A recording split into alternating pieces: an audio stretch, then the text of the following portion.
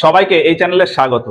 অঙ্গ মহীশূর যুদ্ধ নিয়ে আমাদের আজকের এই প্রতিবেদন। ইংরেজরা ভারতে শুধুমাত্র ব্যবসা করার উদ্দেশ্যে এসে কিভাবে পুরো ভারত দখল করে নিল সেগুলি এই অঙ্গ মারাঠা যুদ্ধ, অঙ্গ কর্ণাটক যুদ্ধ, অঙ্গ মহীশূর যুদ্ধ, অঙ্গ শিখ যুদ্ধ, পলাশী যুদ্ধ, এই সমস্ত ঘটনার মাধ্যমে জানা যায়। এর ভেতর অঙ্গ মারাঠা আর অঙ্গ কর্ণাটক যুদ্ধ নিয়ে আমরা অলরেডি এর আগে দুটো ভিডিও তৈরি করেছি। আজকে অঙ্গ মহীশূর যুদ্ধ সম্পর্কে বলবো। এই প্রতিবেদনে যে বিষয়গুলি রয়েছে সেগুলি হলো যে এই মহীশূর রাজ্যের সূচনা কিভাবে হলো, এখানকার মেইন দুজন রাজা হায়দার আলী ও টিপু সুলতান সম্পর্কে বিভিন্ন বিষয়, ইংরেজদের সাথে এই মহীশূরের দ্বন্দ্ব কিভাবে শুরু হলো, আর এই দ্বন্দ্বের প্রভাবে কিভাবে পরপর চারটে যুদ্ধের পরিস্থিতি তৈরি হলো, আর সর্বোপরি ইংরেজরা কিভাবে এই মহীশূর রাজ্যটাকে নিজেদের নিয়ন্ত্রণে নিয়ে নিল, এই সব বিষয়।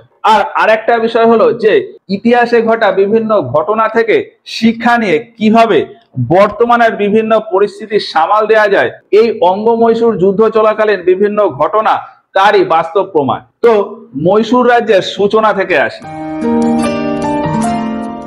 সময়টা 1565 খ্রিস্টাব্দ। দক্ষিণ ভারতের এই এরিয়াতে ছিল বিজয়নগর সাম্রাজ্য।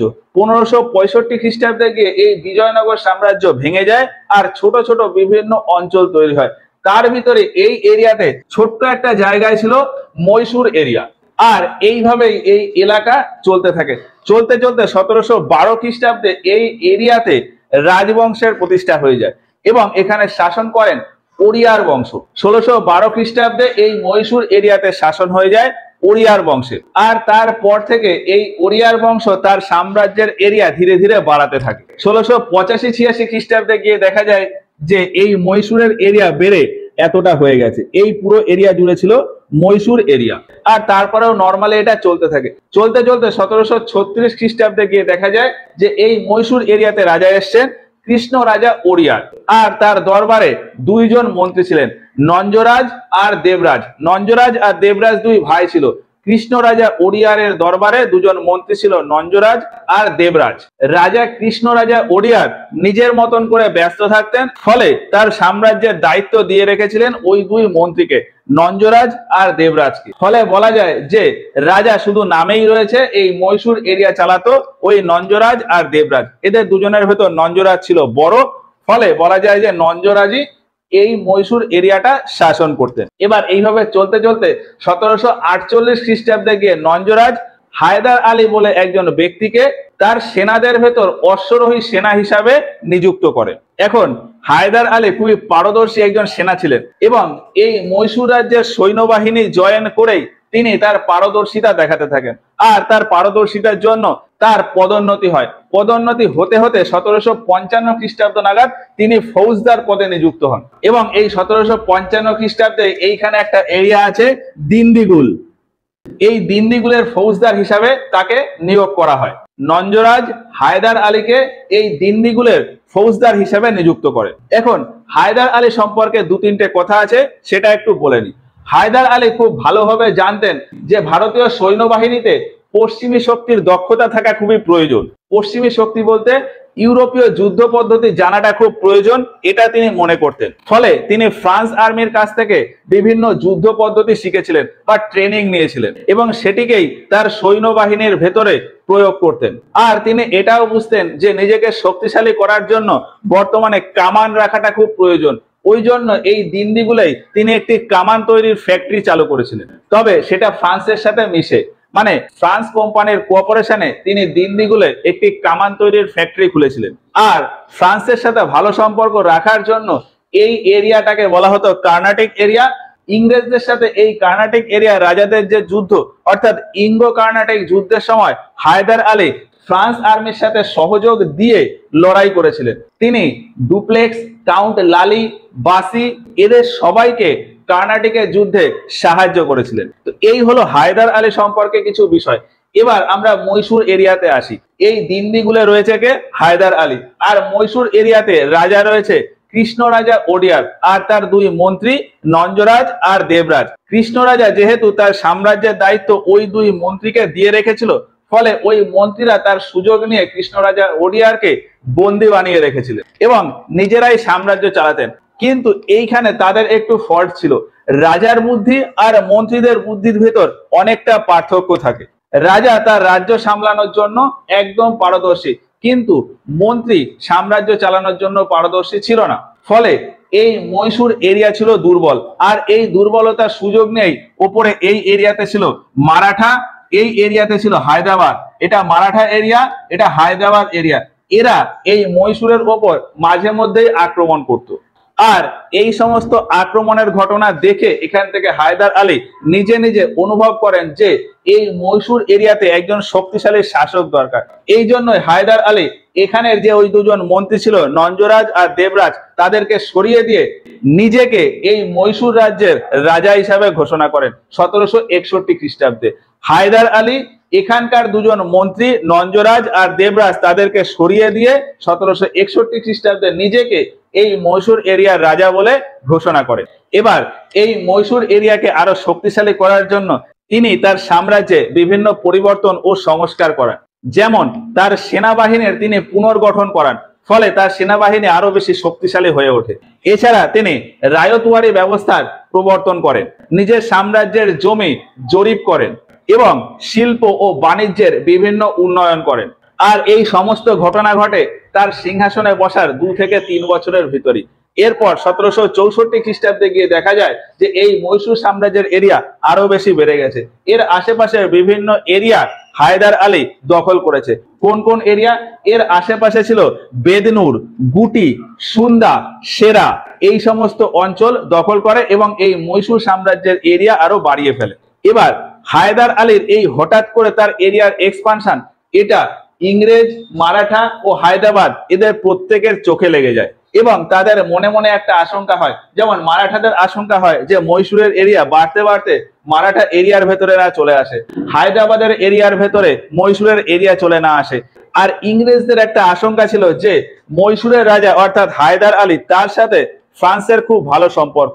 আর ইংরেজরা খুব ভালোভাবে জানতেন যে ভারতে তাদের সাথে টক্কর দেওয়ার মতন শুধুমাত্র ফ্রান্সই রয়েছে। এখন হায়দার আলীর সাথে যেহেতু ফ্রান্সের একটা ভালো সম্পর্ক রয়েছে, ওই জন্যই ইংরেজরা এই মহীশূরকে কিভাবে দুর্বল করা যায় সেই পরিকল্পনা করতে থাকেন। আর এই পরিকল্পনা করতে করতেই এই মহীশূরের সাথে ইংরেজদের পরপর 4টে যুদ্ধ হয়।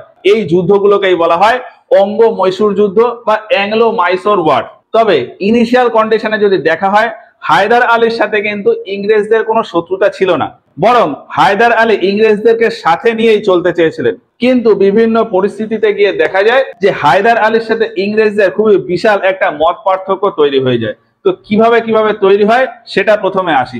অর্থাৎ এই ফার্স্ট অঙ্গ মহীশূর যুদ্ধের কারণগুলো কি সেটা একটু বোঝার চেষ্টা করি। একটু আগে ওই যে বললাম যে হায়দার আলী এই মহীশূরের রাজা হয়ে নিজের প্রশাসনিক ও সেনা বিভাগে প্রচুর পরিবর্তন করেন এবং সেটা ইংরেজদের চোখে লেগে যায়। ইংরেজ সহ এই মারাঠা ও হায়দ্রাবাদের চোখে লেগে যায় এবং তারা কিছুটা আশঙ্কায় পড়ে যায়। আর ওই যে আরেকটা কারণ আগেও একবার বললাম যে ফ্রান্সদের সাথে হায়দার আলীর ঘনিষ্ঠতা একটু বেশিই ছিল। মূলত সেই পয়েন্টেই ইংরেজদের খুবই খটকা লাগতো, ইংরেজদের খুব আশঙ্কা হতো ওই জায়গাটাতেই। 1756 খ্রিস্টাব্দে ইংরেজদের সাথে এই কর্ণাটক এরিয়াতে যে থার্ড অঙ্গ কর্ণাটক যুদ্ধ হয়েছিল, সেখানে হায়দার আলী কাউন্ট লালিকে প্রায় 4000 মতো সেনা দিয়েছিল যুদ্ধ করার জন্য। আর আমার একটা সাম্রাজ্যের পাশের ঠিক সাম্রাজ্য আমার সব থেকে বড় শত্রু হবে, এই রকমই বরাবর হয়ে আসে। সেই রকমই এইখানে ছিল কি কর্ণাটক এরিয়া। এই কর্ণাটক এরিয়া আর মহীশূর এরিয়া এরা নিজেরা নিজেদেরকে শত্রু মনে করতেন। আর কোনো না কোনো একটা কারণবশত এই কর্ণাটক এরিয়ার যে রাজা মোহাম্মদ আলী আর হায়দার আলী এরা দুজনে পরস্পরের প্রধান শত্রু হয়ে ওঠে। এখন প্রশ্ন হলো যে মহীশূর আর কর্ণাটক যদি শত্রু হয়, সেখানে ইংরেজদের খারাপ লাগার বিষয় কি আছে? এর আগে অঙ্গ কর্ণাটক যুদ্ধের সময় আমরা দেখেছি যে এই কর্ণাটক এরিয়াতে যে রাজা রয়েছে মোহাম্মদ আলী ইংরেজদের ফেভারে ছিল। মোহাম্মদ আলী ইংরেজদের ভরণ পোষণের ফলেই এই কর্ণাটক এরিয়ার রাজা হয়েছিল। যদিও মোহাম্মদ আলী ছিল তার পিতা আলাউদ্দিন খানের ছোট ছেলে। আলাউদ্দিন খানের বড় ছেলে ছিল মাহফুজ খাঁ। আলাউদ্দিন খানের 2 ছেলে মাহফুজ খাঁ আর মোহাম্মদ আলী। আলাউদ্দিন খানের পরে এই কর্ণাটক এরিয়ার রাজা হওয়ার কথা ছিল তার বড় ছেলে মাহফুজ খায়ের, কিন্তু ইংরেজদের সাথে পরামর্শ করে ইংরেজরা মোহাম্মদ আলীকে এই কর্ণাটিক এরিয়ার রাজা বানিয়ে দেয়। ফলে মাহফুজ খাঁ এটাকে মেনে নিতে পারেনি। এখন মাহফুজ খাঁকে এই মহীশূরের রাজা হায়দার আলী আশ্রয় দিয়েছিল। মাহফুজ খাঁ হায়দার আলীর আশ্রয়ে ছিল, ওই জন্যই ইংরেজদের একটা আশঙ্কা ছিল যে হায়দার আলী মাহফুজ খাঁকে এই কর্ণাটকের বিরুদ্ধে বিদ্রোহ ঘোষণা করাতে পাঠাতে পারে, আর সেটাও এই ইংরেজদের সাথে হায়দার আলীর দ্বন্দ্বের একটা কারণ। এবার এই সমস্ত বিভিন্ন কারণে মহীশূরকে থামানোর জন্য ইংরেজ এই মারাঠা এবং হায়দ্রাবাদ এদের দুজনের সাথে মিশে একটা সংগঠন তৈরি করে এবং চুক্তির মাধ্যমে নিজেরা পরামর্শ করেন যে এই তিনজন মিলে, মানে মারাঠা, হায়দ্রাবাদ আর ইংরেজ, এই তিনটে শক্তি মিলে এই মহীশূরের উপর আক্রমণ হবে। এবং এই তিনটে শক্তি নিজেদের মতো পরিকল্পনা করে 1766 খ্রিস্টাব্দে এই মহীশূরের উপর আক্রমণ করে, অর্থাৎ হায়দার আলীর উপর আক্রমণ করে। এবার এই আক্রমণের সময় গিয়ে যদি দেখি, এই যে তিনটি শক্তি অর্থাৎ ইংরেজ, মারাঠা ও হায়দ্রাবাদ অর্থাৎ হায়দ্রাবাদের নিজাম, এদের প্রত্যেকের আলাদা আলাদা স্বার্থ ছিল। ইংরেজরা মনে করত যে মহীশূরের এরিয়া বা হায়দার আলীর শক্তি যদি বৃদ্ধি পায় তাহলে ইংরেজরা ভারত থেকে শেষ হয়ে যাবে। মারাঠাদের একটা আশঙ্কা ছিল যে মহীশূর ধীরে ধীরে হয়তো মারাঠার এই এরিয়াও নিয়ে নেবে। আর নিজাম অর্থাৎ হায়দ্রাবাদের শর্ত ছিল যে হায়দ্রাবাদ আর্থিকভাবে খুবই দুর্বল ছিল। হায়দ্রাবাদ ভেবেছিল যে এই দুজনের সাথে সাথ দিয়ে যদি নিজের আর্থিক অবস্থাকে আরো ভালো করা যায়। যেহেতু এই তিনজনের তিন রকম স্বার্থ ছিল, এই স্বার্থের কথা হায়দার আলী বুঝতে পারেন। হায়দার আলী বুঝতে পারেন যে এই ত্রিশক্তি জোটের দুর্বলতা কোথায় বা উইক পয়েন্ট কোথায়, আর হায়দার আলী সেই উইক পয়েন্টেই আঘাত করেন। হায়দার আলী মারাঠাদের সাথে কূট কৌশল করে ওই জোট থেকে বার করে দেন। মানে হায়দার আলী এই মারাঠাদের একটা আশ্বস্তি দিয়েছিলেন যে তিনি তার মহীশূরের এরিয়া মারাঠার দিকে আর বাড়াবেন না, ফলে মারাঠারা ওই জোট থেকে সাইডে সরে যায়। আর হায়দ্রাবাদের ক্ষেত্রে হায়দ্রাবাদকে প্রচুর পরিমাণে অর্থ দিয়ে আর্থিক সাহায্য করেছিলেন, ফলে হায়দ্রাবাদও ওই জোট থেকে, মানে ইংরেজের ওই জোট থেকে বেরিয়ে যায়। এখন মহীশূরের প্রধান শত্রু রয়েছে তাহলে শুধু ইংরেজরা। এবার ইংরেজদের একটা পলিসি ছিল যে তারা কখনো ডাইরেক্ট যুদ্ধে আসতো না, ইনডাইরেক্ট যুদ্ধ করত। এই জন্যই ইংরেজদের সাথে হায়দার আলীর ডাইরেক্ট প্রথমবারে যুদ্ধ শুরু হয়নি, টুকটাক ঝামেলা লেগেই থাকতো। ইংরেজরা সুযোগে ছিল যে হায়দার আলী প্রথম আক্রমণ করবে, তারপরে তারা আক্রমণ করবে। আর এইভাবে টুকটাক ঝামেলা চলতে চলতে 1767 খ্রিস্টাব্দে গিয়ে হায়দার আলী এই আরকটের ওপর আক্রমণ করেন। কর্ণাটকের রাজধানী ছিল আরকট। এই যে এই এরিয়াতে হলো আরকট। আরকটের রাজা বা কর্ণাটকের রাজা ছিল মোহাম্মদ আলী। হায়দার আলী এই মোহাম্মদ আলীর উপর আক্রমণ করেন এবং তাকে হারিয়ে দেন। যদিও মোহাম্মদ আলীর সাথে ছিল ইংরেজরা। ইংরেজদের তখন এই চেন্নাই প্রেসিডেন্সি বা মাদ্রাস প্রেসিডেন্সিতে গভর্নর ছিল স্মিথ। স্মিথ এই মোহাম্মদ আলীকে সাহায্য করার জন্য চলে আসে। ফলে স্মিথ আর হায়দার আলী এদের দুজনের ভেতর লড়াই হয়। কি বললাম আমি আরেকবার বলি। 1767 খ্রিস্টাব্দে হায়দার আলী মহীশূর থেকে আরকটের উপর আক্রমণ করে। আরকটে রাজা ছিল মোহাম্মদ আলী। মোহাম্মদ আলীকে হারিয়ে দেয়। আর মোহাম্মদ আলীর সমর্থনে যেহেতু ইংরেজরা ছিল, ফলে ইংরেজদের সেনাপতি বা গভর্নর এই চেন্নাইয়ের গভর্নর স্মিথ মোহাম্মদ আলীকে সাহায্য করতে চলে আসে। আর এরপর স্মিথ এবং হায়দার আলী এদের দুজনের ভেতর লড়াই হয়। আর এই লড়াই হতে হতে পরপর 4টে লড়াই হয়। আর এই 4টে লড়াইতেই হায়দার আলী হেরে যায়। এই 4টে যুদ্ধ চলে প্রায় 2 বছর ধরে, 1759 খ্রিস্টাব্দ পর্যন্ত। এবং শেষমেশ হায়দার আলী না পেরে ডাইরেক্ট এই মাদ্রাস প্রেসিডেন্সির যে মেইন সেন্টার অর্থাৎ চেন্নাই বা মাদ্রাস শহর, এই মাদ্রাস শহরের উপর আক্রমণ করে। হায়দার আলী বুদ্ধি করে আরকটের উপর আক্রমণ না করে ডাইরেক্ট মাদ্রাসের উপর আক্রমণ করেন। মানে ইংরেজদের যে মূল ঘাঁটি মাদ্রাস বা চেন্নাই, সেখানে আক্রমণ করেন। আর সেখানে আক্রমণ করে তিনি বিজয়ী হন।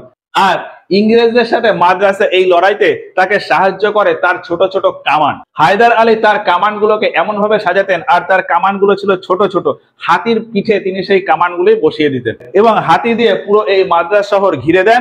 তারপর কামানের সাহায্যে আক্রমণ করেন, ফলে ইংরেজরা পরাজিত হয়ে যায়। এবার ইংরেজরা পরাজিত হয়ে গিয়ে হায়দার আলীর সাথে একটা সন্ধি করে নেন। 1769 খ্রিস্টাব্দে ইংরেজ এবং হায়দার আলী এদের দুজনের ভেতর একটা সন্ধি হয়, মাদ্রাসের সন্ধি। যেহেতু মাদ্রাসে ইংরেজদের হারিয়েছিল, ফলে ওইখানেই একটা সন্ধি হয়, মাদ্রাসের সন্ধি, হায়দার আলী আর ইংরেজদের ভেতর। আর এই সন্ধির মাধ্যমে প্রথম অঙ্গ মহীশূর যুদ্ধের সমাপ্তি ঘটে। এবার এখানে একটা ছোট্ট বিষয় আছে, হায়দার আলী যেহেতু এই মাদ্রাজ জিতে গিয়েছিল, ফলে এই যে সন্ধি অর্থাৎ মাদ্রাসের সন্ধি, সেই মাদ্রাসের সন্ধির সমস্ত পয়েন্ট হায়দার আলী নিজের মতো করে তৈরি করেছিলেন। হায়দার আলী এই সন্ধিতে শর্ত রেখেছিলেন যে মহীশূর সাম্রাজ্যের যত জায়গা ইংরেজরা দখল করেছিল, সেই সমস্ত জায়গা ইংরেজরা হায়দার আলীকে ফিরিয়ে দেবে। আর ইংরেজদের সাথে যুদ্ধ করার জন্য হায়দার আলী অর্থাৎ মহীশূরের যা ক্ষতি হয়েছে সেই সমস্ত ক্ষতিপূরণ দিতে হবে ইংরেজকে। আর এই শর্তগুলোর ভেতর আরো একটা শর্ত ছিল যে তৃতীয় কোনো শক্তির আক্রমণ হলে একে অপরকে সাহায্য করবে। এই সমস্ত বিভিন্ন শর্ত ছিল এই মাদ্রাসের সন্ধিতে। এবার এই প্রথম অঙ্গ মহীশূর যুদ্ধটা আমি যদি দেখি, প্রথমবার যখন হায়দার আলী এই আরকটের উপর আক্রমণ করেছিল, তখন কিন্তু হায়দার আলী পরপর পরাজিত হয়ে যান। তারপর হায়দার আলী যখন চেন্নাই বা মাদ্রাসার উপর আক্রমণ করেন, তখন হায়দার আলী জিতে যেতে থাকে, অর্থাৎ হায়দার আলী সেখানে বেশি শক্তিশালী ছিল। আর এমন না যে ইংরেজরা তখন হায়দার আলীর সাথে লড়াই করতে পারতো না, ইংরেজরা কোনো একটা অজানা কারণে হায়দার আলীর সাথে যুদ্ধে হার মেনে নেয় এবং এই সন্ধিতে স্বাক্ষর করেন। ওই জন্যই বিভিন্ন ইতিহাসবিদ এই মাদ্রাসার সন্ধিটাকে প্রথম অঙ্গ মহীশূর যুদ্ধের অমীমাংসিত ফলাফল বলে। তো ঘটনা যাই হোক না কেন, এই সন্ধির পর সমস্ত কিছু আবার অ্যাজ ইউজুয়াল চলতে থাকে। আর এই চলতে চলতে আবারও 1780 খ্রিস্টাব্দে গিয়ে মহীশূর ও ইংরেজদের ভেতর আবারও একটা যুদ্ধ তৈরি হয়, দ্বিতীয় অঙ্গ মহীশূর যুদ্ধ। এবার প্রথম অঙ্গ মহীশূর যুদ্ধের মতন দ্বিতীয়বার এই যুদ্ধ শুরু হওয়ার পিছনেও বেশ কিছু কারণ ছিল। যেমন এখানে হায়দ্রাবাদের আন্ডারে একটা জায়গা রয়েছে গুন্টুর, এই এরিয়াটাকে বলা হতো গুন্টুর। এটা গুন্টুর, এটা চেন্নাই বা মাদ্রাস। আর এই মহীশূরের এরিয়া তখন এতদূর পর্যন্ত বিস্তৃত হয়ে যায়। এবার ইংরেজরা এই গুন্টুর আসার জন্য এই মহীশূর এরিয়ার ভেতর থেকেই আসতো। আর এই ঘটনা হায়দার আলীর খুব একটা পছন্দ হতো না। আরো কারণ রয়েছে, ইংরেজরা মাঝে মধ্যে এই দিনদুগুল আর তার আশেপাশের এরিয়ার উপর আক্রমণ করত দখলের জন্য। আরো একটা পরিস্থিতি তৈরি হয় যে এর আগে মহীশূরের সাথে বোম্বে প্রেসিডেন্সির একটা চুক্তি হয়েছিল যে বোম্বে প্রেসিডেন্সি এই মহীশূর এরিয়া থেকে চন্দন কাঠ আর গোলমরিচ নিয়ে একচেটিয়া ব্যবসা করবে। মানে বোম্বেতে যে সমস্ত ইংরেজরা রয়েছে শুধুমাত্র তারাই এই এরিয়া থেকে গোলমরিচ আর চন্দন কাঠ নিয়ে বিদেশে রপ্তানি করবে। তবে তার বদলে একটি শর্ত ছিল যে এখানকার ইংরেজরা মহীশূরে মানে হায়দার আলীকে অস্ত্রশস্ত্র আর সেনা দিয়ে সাহায্য করবে। কিন্তু ধীরে ধীরে ইংরেজরা হায়দার আলীর সাথে এই চুক্তির অমান্যতা করে। আর এইভাবে চলতে চলতেই গোদের ওপর বিষ ফোঁড়ার মতন একটা ঘটনা ঘটে। হায়দার আলী এখানে মারাঠার সাথে একটা সন্ধি করে নিয়েছিল যে সে এই মারাঠার দিকে তার সাম্রাজ্য আর বৃদ্ধি করবে না, কিন্তু দিন যেতে যেতে হায়দার আলী তার এরিয়া মারাঠার দিকে বাড়াতে থাকে। ফলে 1771 খ্রিস্টাব্দে গিয়ে এই মারাঠা মহীশূরের উপর আক্রমণ করে। আর হায়দার আলী এই মারাঠার সাথে লড়াইয়ের জন্য এখানে বোম্বে প্রেসিডেন্সির যে সমস্ত সেনাবাহিনী রয়েছে তাদেরকে আমন্ত্রণ করে, কিন্তু বোম্বে প্রেসিডেন্সি হায়দার আলীকে সাহায্য করতে অস্বীকার করে দেয়। ফলে মহীশূরের সাথে মারাঠার এই যুদ্ধে মহীশূর হেরে যায় এবং তার ব্যাপক ক্ষতি হয়ে যায়। মারাঠা এখান থেকে প্রায় 36 লক্ষ টাকা ক্ষতিপূরণ দাবি করে। আর এই ঘটনায় হায়দার আলী খুবই অসন্তুষ্ট ও ক্রুদ্ধ হয়ে যায়। ফলে ইংরেজদের ওপর তার রাগ আরো বেশি বৃদ্ধি পেতে থাকে। এবার এইভাবে চলতে চলতে কিছুদিন পরে গিয়ে দেখা যায় যে 1775 খ্রিস্টাব্দে আমেরিকাতে স্বাধীনতার যুদ্ধ শুরু হয়ে গেছে। আর সেই স্বাধীনতার যুদ্ধে ব্রিটেন আর ফ্রান্স এই দুটো শক্তির ভেতর লড়াই হয় এবং সেই লড়াইয়ের ফলাফল ভারতেও দেখা যায়। ভারতেও ইংরেজ বা ব্রিটিশ ও ফ্রান্সের ভেতর যুদ্ধ বেঁধে যায়। আর এই যুদ্ধ চলাকালীন এই যে মহীশূরের একটা জায়গা আছে মাহে, এইখানে হলো মাহে, এই মাহে হায়দার আলী ফ্রান্সকে দিয়ে রেখেছিল ব্যবসা বাণিজ্য করার জন্য, কিন্তু ব্রিটিশ সৈন্যরা এই মাহে দখল করে নেয়। হায়দার আলী ফ্রান্সের সাথে মিশে এই মাহে থেকেই বিদেশ থেকে অস্ত্রশস্ত্র ও সৈন্য আমদানি করতেন। এখন ব্রিটিশরা এই মাহে দখল করে নেওয়ায় হায়দারের সেই সমস্ত আমদানি বন্ধ হয়ে যায়। আর এতেও হায়দার আলী খুবই ক্রুদ্ধ হয়ে যান। এই পরিস্থিতিতে হায়দার আলী পরিকল্পনা করতে থাকেন যে কখন একটা সুযোগ আসবে আর ইংরেজদের ওপর একটা আক্রমণ করা যাবে। আর এই সুযোগ পেতে তার খুব বেশি দেরি হয়নি। 1775 খ্রিস্টাব্দেই মারাঠা এরিয়াতে শুরু হয়ে যায় অঙ্গ মারাঠা যুদ্ধ। এই যুদ্ধে এক পাশে ছিল ইংরেজরা আর আরেক পাশে ছিল মারাঠা সাম্রাজ্য, মানে মারাঠাদের শত্রু ছিল ইংরেজরা, আবার ওদিকে হায়দার আলীর শত্রু হলো ইংরেজ। এবার একটা কথা আছে যে শত্রুর শত্রু বন্ধু হয়ে যায়, সেই রকমই হায়দার আলীর শত্রু ছিল ইংরেজ এবং ইংরেজের শত্রু ছিল মারাঠা। সেই হিসাবে হায়দার আলী মারাঠার সাথে একটা জোট করে নেয়। হায়দার আলী মারাঠার সাথে জোট করে এই কর্ণাটক এরিয়ার উপর আক্রমণ করে 1780 খ্রিস্টাব্দে। আর এই আক্রমণের মাধ্যমে দ্বিতীয়বার এই অঙ্গ মহীশূর যুদ্ধের সূচনা হয়। কি বললাম, হায়দার আলী মারাঠাকে সাথে নিয়ে এই কর্ণাটক এরিয়ার উপর আক্রমণ করে। কর্ণাটক এরিয়ার রাজধানী ছিল আরকট, এই আরকটের উপর আক্রমণ করে এবং এই আরকট দখল করে নেয়। এবার হায়দার আলীকে হারানোর জন্য দুটো জায়গা আছে, এখানে হলো মাদ্রাস আর এইটা হলো গুন্টুর। মাদ্রাস আর গুন্টুর, মাদ্রাসে ইংরেজ সেনাপতি ছিল হেক্টর মুনরো আর গুন্টুরে ইংরেজ সেনাপতি ছিল উইলিয়াম বাসি। উইলিয়াম বাসি আর হেক্টর মুনরো এই দুজনে মিলে পরিকল্পনা করে যে কিভাবে হায়দার আলীকে হারানো যায়। এবার হায়দার আলী এই আরকট থেকে মাদ্রাসের উপর আক্রমণ করার চিন্তা ভাবনা করে। আর এই সময় এখানে বেলি আর মুনরো এই দুজনে পরিকল্পনা করে যে হায়দার আলী যখন মাদ্রাসের উদ্দেশ্যে আসবে তখন আগে এখানে একটা জায়গা আছে কাঁচিপুরম, এই কাঁচিপুরমে তাদেরকে ঘিরে নেওয়া হবে। কাঁচিপুরমে ঘিরে নিয়ে তাদেরকে হত্যা করে দেওয়া হবে। আর হায়দার আলীর সাথে এই যুদ্ধে ছিল তার ছেলে টিপু সুলতান। ইংরেজদের ওই পরিকল্পনা বুঝতে পেরে টিপু সুলতান তার কিছু সেনাবাহিনী নিয়ে এই গুন্টুরের উপর আক্রমণ করে। গুন্টুরে উইলিয়াম বেলির উপর আক্রমণ করে। টিপু সুলতান গুন্টুরে উইলিয়াম বেলির উপর আক্রমণ করে আর হায়দার আলী এখানে হেক্টর মুনরোর উপর আক্রমণ করে। এবং সময় যেতে যেতে দেখা যায় যে টিপু সুলতান এবং হায়দার আলী দুজনেই এই বেলি এবং মুনরো দুজনকেই প্রায় হারিয়ে দেয়। আর সেই সময় দেখা যায় যে হায়দার আলী আর টিপু সুলতান এই এরিয়াতে ব্যস্ত থাকার জন্য ইংরেজরা এই মহীশূরের এই এরিয়াতে এই মালাবার উপকূল দখল করে নেয়। ইংরেজরা হায়দার আলী আর টিপু সুলতানের ব্যস্ততার সুযোগে ওই পাশে মালাবার এরিয়া দখল করে নেয়। এবার মালাবার এরিয়া ছাড়ানোর জন্য এখান থেকে টিপু সুলতান মালাবার চলে যায়। আর হায়দার আলী কোথায় রয়েছে, এই মাদ্রাসে। মুনরোকে প্রায় হারিয়ে দিয়েছে। এবার ইংরেজরা হায়দার আলীকে হারানোর জন্য এই বাংলা থেকে স্যার আয়ারকুট, সেনাপতি আয়ারকুট, তাকে এই মাদ্রাস পাঠিয়ে দেয়। বাংলাতে একজন সেনাপতি ছিলেন আয়ারকুট। আয়ারকুট এই মাদ্রাস চলে আসে। আয়ারকুট মাদ্রাসে এসে তার কূটনীতি প্রয়োগ করে হায়দার আলীর সাথে মারাঠার এই জোটটাকে আলাদা করে দেয়। ফলে হায়দার আলী একটুখানি দুর্বল হয়ে পড়ে। আর এরপর 1781 খ্রিস্টাব্দে আয়ারকুট আর হায়দার আলী এদের দুজনের ভেতর পরপর তিনটে যুদ্ধ হয়। পোট্রোনোভো যুদ্ধ, পলিনুরের যুদ্ধ আর সেলিঙ্গুরের যুদ্ধ। পোট্রোনোভো, পলিনোর আর সেলিঙ্গুর এই তিনটি যুদ্ধ আয়ারকুট আর হায়দার আলীর ভেতর হয়। আর এই তিনটে যুদ্ধতেই হায়দার আলী পরাজিত হয়ে যায়। এখন হায়দার আলীর সাথে যেহেতু ফ্রান্সের সম্পর্ক ভালো ছিল, ফলে হায়দার আলী যখন পরাজিত হতে থাকে তখন ফ্রান্সের একজন সেনাপতি আসেন স্যাফ্রেন। স্যাফ্রেন হায়দার আলীকে সাহায্য করার জন্য আসে নৌবাহিনী নিয়ে। কিন্তু দেখা যায় যে স্যাফ্রেন আর হায়দার আলী আয়ারকুটের সাথে যুদ্ধ করতে করতে 1782 খ্রিস্টাব্দে হায়দার আলী মারা যায়। আর হায়দার আলী মারা যাওয়ায় ফ্রান্সরাও ইংরেজদের সাথে লড়াই থামিয়ে দেয়। ফলে মাদ্রাসে মহীশূরের সাথে ইংরেজের ওই লড়াইটা ওখানেই ডিসকন্টিনিউ হয়ে যায়। আর অন্যদিকে মালাবারে টিপু সুলতানের সাথে ইংরেজদের লড়াই চলতে থাকে। হায়দার আলী মারা যাওয়ায় এই মহীশূরের পরবর্তী সুলতান হয়ে যান টিপু সুলতান এবং টিপু সুলতান ইংরেজদের সাথে লড়াইটাকে কন্টিনিউ রাখেন। এখানে আরেকটা বিষয়, এই যে আয়ারকুট মাদ্রাসে বাংলা থেকে এসেছিলেন, এসে মারাঠাকে হায়দার আলীর থেকে আলাদা করে দেন। এখানে ইংরেজদের একটা চাল ছিল, উল্টে মহীশূরের উপরে ভারী পড়ে যান আয়ারকুট। আয়ারকুট হায়দার আলীর থেকে মারাঠাকে আলাদা করে দিয়েছিল।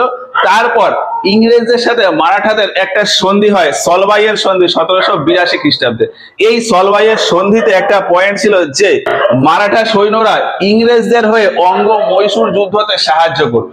ফলে এই যে মালাবার এরিয়াতে টিপু সুলতান ইংরেজদের সাথে লড়াই করছিল, এই লড়াইতে ইংরেজদের সাথে এখন মারাঠা সৈন্যরা যোগ দেয়। ফলে টিপু সুলতান এই যুদ্ধে আরো বেশি কমজোর হয়ে পড়ে। এবার এর মাঝখানে আরেকটা ঘটনা ঘটে। 1783 খ্রিস্টাব্দে ইউরোপে হয় ভার্সাইয়ের সন্ধি। এই ভার্সাইয়ের সন্ধির মাধ্যমে ইউরোপে ব্রিটিশ ও ফ্রান্সের ভেতর লড়াইকে থামিয়ে দেওয়া হয়। আর সেই সন্ধি অনুযায়ী ভারতেও ব্রিটিশ ও ফ্রান্সের ভেতর যেখানে যা ঝামেলা ছিল সেইটাকে সমাপ্ত করে দেওয়া হয়। এর ফলে ইংরেজরা ফ্রান্সের সাথে লড়াইতে যে ব্যস্ত ছিল সেখান থেকে মুক্ত হয়ে যায় এবং ইংরেজদের মেইন ফোকাস চলে আসে এই মালাবার এরিয়াতে টিপু সুলতানের উপর। ইংরেজরা মারাঠাদের সাথে নিয়ে এই টিপু সুলতানের উপর আরো বেশি করে ভারী পড়ে যায় এবং টিপু সুলতান আরো বেশি দুর্বল হয়ে পড়ে। আর এইভাবে চলতে চলতে টিপু সুলতান খুবই বুদ্ধিমত্তার সাথে একটি সিদ্ধান্ত নেন যে তিনি ইংরেজদের সাথে সন্ধিতে সম্মতি জানান। ফলে 1784 খ্রিস্টাব্দে ইংরেজ ও টিপু সুলতানের ভেতর একটা সন্ধি হয়, ম্যাঙ্গালোরের সন্ধি। টিপু সুলতানের সাথে ইংরেজদের লড়াই হচ্ছিল এই মালাবার উপকূলের ভেতর ম্যাঙ্গালোরে, এইটা হলো ম্যাঙ্গালোর। এবার যেহেতু ম্যাঙ্গালোরে লড়াই হচ্ছিল ওই জন্য ইংরেজদের সাথে সন্ধিও এই ম্যাঙ্গালোরে হয়, ফলে ওই সন্ধিটার নাম হয়ে যায় ম্যাঙ্গালোরের সন্ধি। আর এই ম্যাঙ্গালোরের সন্ধির মাধ্যমেই এই দ্বিতীয় অঙ্গ মহীশূর যুদ্ধের সমাপ্তি ঘটে। এই ম্যাঙ্গালোরের সন্ধি হয় টিপু সুলতান আর মাদ্রাজ প্রেসিডেন্সি এদের দুজনের ভেতর। এবার এই সন্ধির অ্যাডভান্টেজ নিয়েছিল ইংরেজরা। এর আগে প্রথম অঙ্গ মহীশূর যুদ্ধের পর যে সন্ধি হয়েছিল মাদ্রাসের সন্ধি, সেই সন্ধিতে যেমন হায়দার আলী অ্যাডভান্টেজ নিয়েছিল, কারণ হায়দার আলীর সেখানে শক্তি বেশি ছিল। এবার এই দ্বিতীয় অঙ্গ মহীশূর যুদ্ধে যেহেতু ইংরেজদের ক্ষমতা বেশি ছিল ওই জন্য ইংরেজরা এই সন্ধিতে অ্যাডভান্টেজ নেন। ইংরেজরা এই সন্ধির সমস্ত শর্ত নিজেদের মতন করে তৈরি করেন। এবার 1784 খ্রিস্টাব্দে এই সন্ধি হলেও এটা কিন্তু ওই যুদ্ধের ফাইনাল সেটেলমেন্ট করায়নি। টিপু সুলতান এবং ইংরেজ এই দুজনেই জানতেন যে কিছুদিন পর আবারও কোনো না কোনো কারণে যুদ্ধের পরিস্থিতি তৈরি হবে, ফলে দুই পক্ষই নিজেদেরকে আরো শক্তিশালী করতে থাকে। টিপু সুলতান জানতেন যে ইংরেজদের সাথে লড়াই করার জন্য ফ্রান্সকে সাথে রাখা খুবই প্রয়োজন। ইংরেজদের সাথে টক্কর দেওয়ার মতন যদি কেউ থাকে সেটি হলো ফ্রান্স। এবার এইভাবে ধীরে ধীরে কিভাবে আবারও একটা অঙ্গ মহীশূর যুদ্ধের পরিস্থিতি তৈরি হলো সেটা এবার দেখি। এরপর 1788 খ্রিস্টাব্দে এই এরিয়াতে চলে আসে কর্নওয়ালিস। কর্নওয়ালিস এসে এই হায়দ্রাবাদের ভেতর থেকে এই গুন্টুর এরিয়াটাকে নিয়ে নেয়। হায়দ্রাবাদকে কোনোভাবে বুঝিয়ে সুঝিয়ে এই গুন্টুর এরিয়াটা কর্নওয়ালিস তার নিজের দখলে নিয়ে নেয়। আর ইংরেজরা একটা ব্যাপার খুব ভালোভাবে জানতেন যে আমরা যেমন নিজেদের শক্তি বৃদ্ধি করছি, টিপু সুলতানও তার নিজের মতন করে তার শক্তি বৃদ্ধি করছে এবং টিপু সুলতানকে যদি ছেড়ে দেওয়া হয় তাহলে আগামী 10 বছরের ভেতর ভারত থেকে ইংরেজদের অস্তিত্ব নষ্ট হয়ে যাবে। এইরকম অবস্থায় কর্নওয়ালিস পরিকল্পনা করে এই গুন্টুর নিয়ে নেয় আর তারপর একটা ওপেন চুক্তি সারা ভারত জুড়ে ছড়িয়ে দেয়। এই চুক্তিতে বলা হয় যে ভারতের ভেতর যত এরিয়া বা রাজ্য রয়েছে তারা ইংরেজদের সাথে মিত্রতা করে নিক। তারা যদি ইংরেজদের সাথে মিত্রতা করে নেয় তাহলে ভবিষ্যতে আর কখনো ইংরেজদের থেকে তাদের উপর আর আক্রমণ হবে না। আর এই চুক্তিতে মোটামুটি দক্ষিণ ভারতের সমস্ত এরিয়াই সম্মতি জানায়। আর 1789 খ্রিস্টাব্দে কর্নওয়ালিস একটি লিস্ট বা একটি তালিকা প্রকাশ করেন যে কোন কোন এরিয়া ইংরেজদের মিত্রতা স্বীকার করেছে। সেই এরিয়াতে মহীশূরের নাম ছিল না, অর্থাৎ মহীশূর ইংরেজদের মিত্রতা স্বীকার করেনি। তবে মহীশূর এরিয়ার ভেতরে ছোট্ট একটা জায়গা ছিল ত্রিবাঙ্কুর, ত্রিবাঙ্কুর ওই ইংরেজদের মিত্রতা স্বীকার করেছিল। এবার ত্রিবাঙ্কুরের ভেতরে দুটো ছোট ছোট জায়গা ছিল, যে জায়গা দুটো টিপু সুলতানের দখলে ছিল। কি বললাম? ত্রিবাঙ্কুর ইংরেজদের মিত্রতা স্বীকার করেছে, কিন্তু ত্রিবাঙ্কুরের ভেতরে দুটো জায়গা ছিল এরকম যে দুটো জায়গা টিপু সুলতানের দখলে ছিল। আর ত্রিবাঙ্কুর টিপু সুলতানের সাথে আলোচনা না করেই ইংরেজদের মিত্রতা স্বীকার করে নেন। ফলে টিপু সুলতান এই ঘটনায় খুবই ক্রুদ্ধ হয়ে যান এবং ত্রিবাঙ্কুরের ওপর আক্রমণ করে 1790 খ্রিস্টাব্দে। টিপু সুলতান 1790 খ্রিস্টাব্দে ত্রিবাঙ্কুরের উপর আক্রমণ। এবার ত্রিবাঙ্কুর যেহেতু ইংরেজদের সাথে মিত্রতা স্থাপন করেছিল ওই জন্য ইংরেজদের সাথে টিপু সুলতানের আবার যুদ্ধ বেঁধে যায়। এই যুদ্ধটাই তৃতীয় অঙ্গ মহীশূর যুদ্ধের সূচনা বলে ধরা হয়। এখন ত্রিবাঙ্কুরের হয়ে লড়াই করার জন্য ইংরেজরা এই মারাঠা এবং নিজাম বা হায়দ্রাবাদ এদের দুজনকে সাথে নিয়ে নেয়। ফলে ইংরেজদের শক্তি আরো বেশি পরিমাণে বৃদ্ধি পেয়ে যায়। অন্যদিকে টিপু সুলতানের সাথে চলে আসে ফ্রান্সের সেনাপতি মেডোস। ফলে এদিকে টিপু সুলতানের শক্তি বৃদ্ধি পেয়ে যায় এবং টিপু সুলতানের সাথে ফ্রান্স আর্মি এবং অন্যদিকে ব্রিটিশের সাথে হায়দ্রাবাদ ও মারাঠা এদের ভেতর এই যুদ্ধটা প্রায় 2 বছর মতন চলে। আর এই যুদ্ধটা হয় শ্রীরঙ্গপত্তমে। এই যে বর্তমানে কর্ণাটকের ভেতর একটা জায়গা রয়েছে শ্রীরঙ্গপত্তনম, এইখানে এই তৃতীয় অঙ্গ মহীশূর যুদ্ধ ঘটে। আর দীর্ঘদিন এই লড়াইটা চলার জন্য ব্রিটিশ আর্মি টিপু সুলতানের উপর ভারী পড়ে যায় এবং টিপু সুলতান ফাইনালি হার স্বীকার করে নেয় আর শেষমেশ 1792 খ্রিস্টাব্দে গিয়ে টিপু সুলতান আর ইংরেজদের ভেতর একটা সন্ধি হয়, শ্রীরঙ্গপত্তমের সন্ধি। আর এই সন্ধির মাধ্যমে এই তৃতীয় অঙ্গ মহীশূর যুদ্ধের সমাপ্তি ঘটে। আসলে কর্নওয়ালিস এই শ্রীরঙ্গপত্তনম চারিদিক থেকে ঘিরে অবরোধ করে নেন, ফলে টিপু সুলতানের বাইরে থেকে কোনো কিছু আমদানি বা রপ্তানি বন্ধ হয়ে যায়, আর সেই জন্যই টিপু সুলতান তার পরাজয় স্বীকার করে নিতে বাধ্য হন।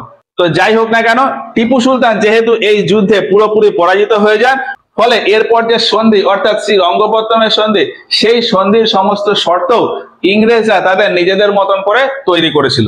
এই সন্ধির শর্ত অনুযায়ী মহীশূর সাম্রাজ্যের যে এরিয়া তার অর্ধেকটা মারাঠা ও হায়দ্রাবাদের ভেতর ভাগ করে দেওয়া হয় এবং বাকি অর্ধেকের কিছু কিছু অংশ ইংরেজরা তাদের দখলে নিয়ে নেয়, আর বাকি পার্টটুকু মহীশূর এরিয়ার সাম্রাজ্য হিসেবেই রেখে দেওয়া হয়। এছাড়া এই যুদ্ধের ক্ষতিপূরণ হিসেবে ইংরেজরা টিপু সুলতানের কাছ থেকে 3,30,00,000 টাকা চান, আর এই টাকার অর্ধেকটা টিপু সুলতানকে তখনই দিয়ে দিতে হয়, আর বাকি অর্ধেকটা সময় বুঝে 1 বছর 2 বছর 3 বছরের ভেতর দেওয়ার কথা বলা হয়। আর টিপু সুলতান যাতে তার এই বাকি টাকাটা শোধ করে তার গ্যারান্টি হিসাবে ইংরেজরা টিপু সুলতানের 2 ছেলেকে নিজেদের হেফাজতে রেখে দেয়। এরপর টিপু সুলতান টাকা পয়সা জোগাড় করে মোটামুটি আগামী 2 বছরের ভেতর বাকি টাকা পরিশোধ করে তার 2 ছেলেকে ছাড়িয়ে নেন। আর এরপরে টিপু সুলতান আবারও ইংরেজদের ভেতরে বিদ্রোহ বা লড়াইয়ের পরিকল্পনা করতে থাকে। আর এই ঘটনাটা কিন্তু ইংরেজরা জানতো যে টিপু সুলতানকে ছেড়ে দিলে টিপু সুলতান পরবর্তীতে আবারও যুদ্ধের কথা ভাববে, তবুও ইংরেজরা টিপু সুলতানকে ছেড়ে দেন, মানে কর্নওয়ালিস টিপু সুলতানকে ছেড়ে দেন। তৃতীয় অঙ্গ মহীশূর যুদ্ধে টিপু সুলতান পুরোপুরি পরাজিত হয়ে যায়, তবুও কর্নওয়ালিস এই শ্রীরঙ্গপত্তমের সন্ধির মাধ্যমে মহীশূরের কিছুটা এরিয়া টিপু সুলতানকে রেখে দেন। কর্নওয়ালিস মহীশূরের পুরো এরিয়াই নিজের দখলে মানে ইংরেজদের দখলে নিয়ে নিতে পারত। ফলে এখানে প্রশ্ন আসে যে এই যুদ্ধে টিপু সুলতানকে হারিয়ে কর্নওয়ালিসের কাছে সম্পূর্ণ ক্ষমতা থাকতেও কর্নওয়ালিস কেন ওই মহীশূর সাম্রাজ্যকে আবারও টিপু সুলতানকে ফিরিয়ে দেন? এটা কি কর্নওয়ালিসের কোনো বোকামির পরিচয়? না, এখানে কর্নওয়ালিস তার কিছুটা বুদ্ধিমত্তার প্রয়োগ করে। কর্নওয়ালিস টিপু সুলতানকে কিভাবে হারিয়েছিল সেটা যদি দেখি, কর্নওয়ালিস টিপু সুলতানের এরিয়া অর্থাৎ শ্রীরঙ্গপত্তনম তার চারদিকে সেনা দিয়ে ঘিরে দিয়েছিল এবং অবরোধ করে রেখেছিল। আর এই ঘটনাটা ঘটে গরমকাল বা গ্রীষ্মকালের সময়। কর্নওয়ালিস জানতো যে আর কিছুদিন যদি অবরোধ রাখা হয় তাহলে আমার সৈন্য অর্থাৎ ইংরেজ সৈন্যরা দুর্বল হয়ে পড়বে, আর সেই দুর্বলতার সুযোগে টিপু সুলতান আবারও আমার উপর অর্থাৎ ইংরেজের উপর ভারী পড়ে যাবে। এছাড়া কর্নওয়ালিস জানতো যে এই মহীশূর এরিয়া পুরোটাই যদি ইংরেজরা রেখে দেয় তাহলে এখানে মারাঠা ও হায়দ্রাবাদ এই দুজনে আবার ইংরেজদের বিরুদ্ধে বিদ্রোহ ঘোষণা করবে। আর আরো একটা ব্যাপার যে টিপু সুলতানের সাথে যেহেতু ফ্রান্সের সম্পর্ক ভালো, ফলে মহীশূর যদি পুরোটা ক্যাপচার করে নি ফ্রান্সের সাথে ইংরেজদের আবারও একটা যুদ্ধ তৈরি হয়ে যাবে। আর সর্বোপরি 1784 খ্রিস্টাব্দে একটা আইন এসেছিল পিটের ভারত শাসন আইন। 1764 খ্রিস্টাব্দে বক্সারের যুদ্ধ, তারপর এলাহাবাদের সন্ধি 1765 খ্রিস্টাব্দে, তারপর 1784 খ্রিস্টাব্দে এসেছিল পিটের ভারত শাসন আইন। এই পিটের ভারত শাসন আইনে বলা হয়েছিল যে ইংরেজরা নতুন করে ভারতের ভেতর আর কোনো স্থান বা কোনো সাম্রাজ্য দখল করবে না। আর সেই জন্যই কর্নওয়ালিসের কাছে ক্ষমতা থাকলেও কর্নওয়ালিস পুরো মহীশূর এরিয়া নিজের দখলে রাখেনি। তো এইরকম বিভিন্ন কারণ ছিল। তো কারণ যাই হোক না কেন, টিপু সুলতানকে ছেড়ে দেওয়া হয় এবং টিপু সুলতান তারপর ইংরেজদের বাকি টাকা মিটিয়ে তার 2 ছেলেকে ছাড়িয়ে নেন এবং তারপর আবারও যুদ্ধের পরিকল্পনা করতে থাকে। আর এবারও ফ্রান্সের সাথে আরো বেশি ঘনিষ্ঠ হয়ে যায়। ভারতে যেমন স্বাধীনতার জন্য 2টো দল ছিল, নরম দল আর গরম দল, ঠিক সেই রকমই ফ্রান্সে 2টো পার্টি ছিল, জ্যাকোবিয়ান আর জিওনিস্ট।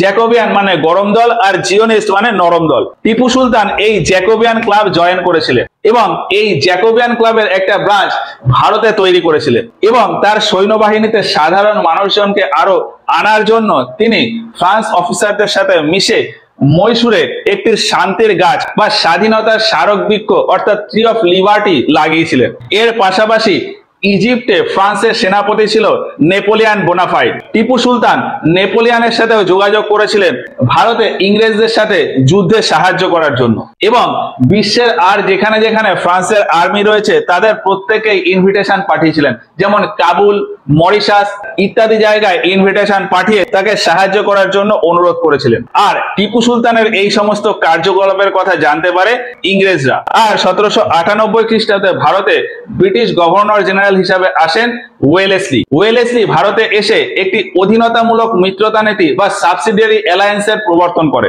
এখানে বলা হয় যে ভারতের ভেতর যত এরিয়া রয়েছে তারা ইংরেজদের অধীনতা স্বীকার করে নিক, তাহলে ইংরেজরা আর তাদের ওপর আক্রমণ করবে না বা তাদেরকে আর পরবর্তীতে কোনো ক্ষয়ক্ষতি হতে দেবে না। তো দক্ষিণ ভারতের বেশিরভাগ রাজ্যই ইংরেজদের ওই অধীনতামূলক মিত্রতা নীতি বা সাবসিডিয়ারি অ্যালায়েন্স এটাকে সাইন করে দেয়। আর সেই হিসাবে মহীশূরে টিপু সুলতানের কাছেও এই সাবসিডিয়ারি অ্যালায়েন্সের লেটার পাঠানো হয়, কিন্তু টিপু সুলতান এই অধীনতাকে মান্যতা দেননি। ফলে ইংরেজ এই হায়দ্রাবাদকে সাথে নিয়ে আবার এই মহীশূরের উপর আক্রমণ করে, এবং এই আক্রমণের ফলে এবার টিপু সুলতান লড়াই করতে করতে মারা যান।